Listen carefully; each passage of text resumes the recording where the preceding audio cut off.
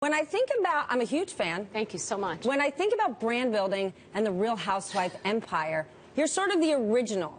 You were a personal chef. You had an unbelievably hot body. You were drinking these margaritas. On air, people said, how do I drink as much as she does and look as good as she does? And that's how the brand, seemingly, as someone watching, was born. Well, but now when I watch, it seems that every single woman in this never-ending Real Housewife mafia, every time they bend over, they say, oh, time for me to make a workout video. So has brand building been destroyed by the franchise? I don't think it's been destroyed. I'm sitting here looking around in the world of business, and I'm thinking it's funny how you can make your market in unsuspected places. I mean, unexpected places. I mean, the Real Housewives isn't a place you'd think that you would build a brand. But maybe all Why not? So many people watch it. So many people watch it. Right. Well, that was what my reason for doing it was, but that was kind of a really unfamiliar concept at that time. And now, since then, watching what I've done, people have created their own liquor brands and books and videos. But the truth of the matter is business is really difficult, and you have to be passionate and driven,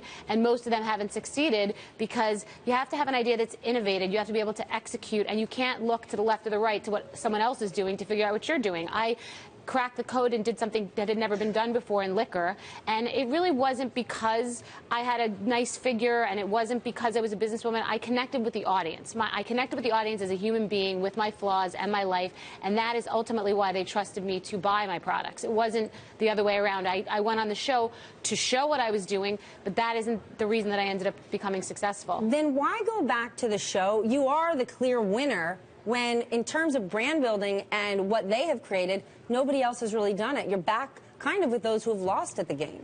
It's true, but I missed that connection with the audience. That is the grassroots of what I've done. And going away, people saw me on Forbes magazine and read about all the money and think that I've changed and don't really know me that well anymore. And I missed the connection. I missed going through things with them. And I've had some personal struggles, and I missed showing my perspective, and just, I'm a relatable woman. Okay. Isn't there a risk there, though, Bethenny? Because business is respectable. You're building a respectable business. You want to be known for respectability. Correct. And you're going back to a show that people think of quite often as disrespectful, disrespectable, because it stands for some of the things that are kind of wrong with America. Dysfunctional families, consumerism, the glorification of wealth, objectification, plastic surgery, the list goes on, right? I love that question, and look around you. If everyone here is taking risks right now at their desks, that's what I do. When I went on, I had already been on The Apprentice. I was a runner-up. I had a small little profile, and people said,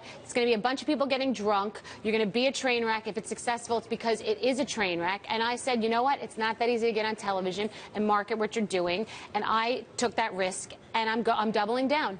I left, and I'm going back because I feel comfortable there. I was offered 4 or 5 other television shows, and this is a place. I've accepted the fact that I am a professional reality star. I am good at it. But at some point, when I look at the Kardashians, I think they have made so much money. When do they say, this isn't worth it? My pride, somewhere, there has to be a value for my pride. I don't want to put my life out there. You know, you're saying you've learned from your mistakes, being out there, maybe caused problems. Why not say, I've made all this money, let me take my life back. Let me take it off the stage. I love that, too.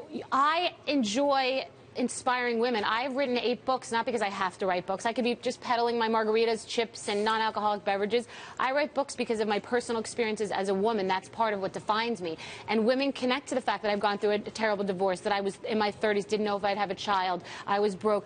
I thrive on that. If I have difficulty and someone else can be helped, I don't do anything trashy on the show. You can watch this whole show, and the show has changed. That's why this season the ratings are up 22% from last year, because it has integrity. But are your peers beneath you on the show? Are the other women? No, no one's beneath me. We're all, it's like working at an office. We all are at the same level. There's 8 of us, and we all need each other. They needed me for the show, but I need them too. I want to know, Bethenny, who you turned down to go back to Real Housewives. I turned down Shark Tank. I turned down Dancing with the Stars. I turned down The Celebrity Apprentice. I turned down Sharknado 2. I turned down Our producer is going to be crushed. I want to see you on all of those. I got to ask, what in terms of brand building, do you look at the Kardashians as the ultimate?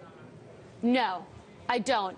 Who is? Because I think they're the ultimate in monetizing and making money and coming in the smash and grab job. But if I had to think about is the Kardashian brand, is it sex? Is it beauty? Is it just the American dream of being able to... I'm not exactly sure what the brand is, so I wouldn't say it's the ultimate in brand building, but it's the ultimate in money making. Who is the ultimate brand builder? The ultimate brand builder could be anybody from, in my business, from... Diddy? No, Steve Jobs, Paul Newman, 80s dressing. I mean, you know, Steve Jobs, Mark Zuckerberg.